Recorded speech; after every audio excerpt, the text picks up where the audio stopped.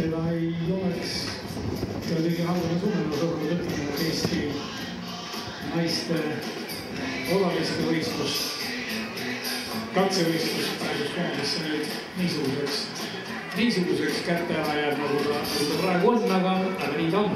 Au! Rajal esimene meeste 400 meetri jooks. Esimene Mart Soesson.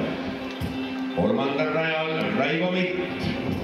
Neljandal rajal Mikk Talpsepp. Viiendal rajal Mikk Maiman. Ja kuuendal rajal Kirill Vassiljev.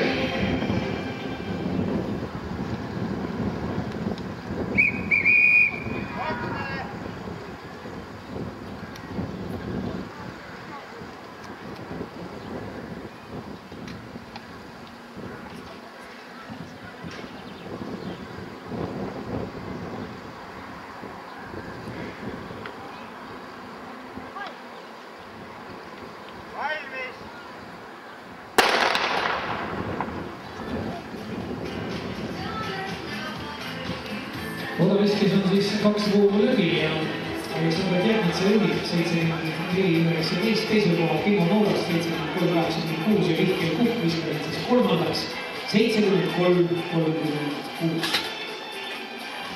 3 meest üle 70 ei saanud. Marko Jäänes juba 66-88 on viiendal kohal, enne Põlava Laki Peder 69-85.